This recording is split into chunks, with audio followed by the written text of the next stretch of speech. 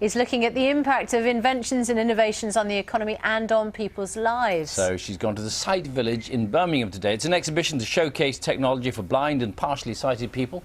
And she joins us now. Morning, Steph. Good morning to you, Bill. Morning, everyone. Yes, this is New Bingley Hall, and it's where the Sight Village has been set up. So there's 70 different businesses and organisations who are showing their equipment here to help people who are blind or partially sighted. So come and have a look. We've got loads set up for you here. First of all, we've got Steve and Paul. Steve, just tell us what's going on here.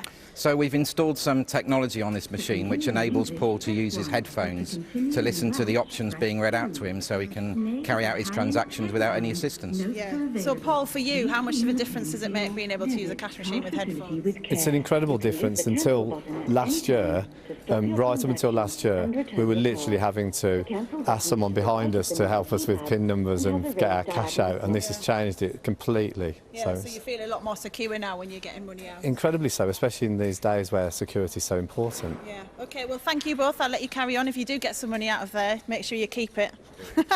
Right, also behind us, we've got another set for you. This is Glenn and Claire. Let me just nip round so we can talk to Glenn, who can show us what's going on here. Glenn, just explain what we've got here. Well, Claire has no sight, so she has to rely on sound to use a computer. To do that, she uses the world-leading screen reader called JAWS, which converts everything on the computer screen into sound. So here we have JAWS connected to a braille display. It outputs the display, and it allows her to navigate a website. Basically, as you scroll over it, it reads out. It reads out. So here we go.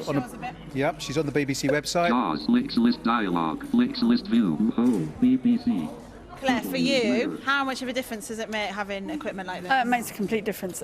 Technology is such an integral part of life now. You know, nobody is without it. Yeah. I use it for online banking. I use it for online grocery shopping. I'm a life coach, so I do lots of blogging. So I need it for to be able to write. Without it, I couldn't do as independently what I do. So it makes a big difference to you being able to work on it? Yes, it does. Yeah, it does. Absolutely, it does. Yeah. Actually, when I got my first job, technology wasn't on a par with sighted technology, if you like, and so it was very much more difficult to be able to convince an employer that I could do a job as well as any other person. Yeah. And now that's not such a big issue anymore. Yeah. OK, well, good luck with that, and thanks for showing us it. I've got a few more things to show you as well. You can remember the Paralympics and the blind football. We've got some of the guys who are learning about that here. And also Julie, let me introduce you to Julie, who's got... Explain what this is. This is more than just your kind of typical white stick. It is indeed. It's an electronic mobility cane which sends out ultrasound, which detects obstacles in the user's path and at head height, which is really important. Yeah. And we've also transferred this technology now onto what we call the Ultra Bike, which hopefully may well be a new Paralympic sport, but again it detects obstacles when the cyclist is cycling. That means somebody who's partially sighted can cycle. That just sounds... Absolutely. Impossible. But... No, it's absolutely true. We've had a recent cycle event in Bristol where we had about 30 people cycling the bike totally independently around a cycle track, and they found it absolutely amazing. OK, well, good luck with that. Thanks very much also for your time this morning. One more product I want to show you, and this is Phil. Phil, tell us what you've got. Well, when extra magnification is useful and magnifying glasses no longer tend to help, then we've designed this electronic magnifier that plugs into a television. Now, it folds down, so it's small. It doesn't look like a magnifier, so it's nice to have around the house. Yeah, so open it up, and you just move underneath. You can read and write with it. We've also made one that plugs into the computer as well.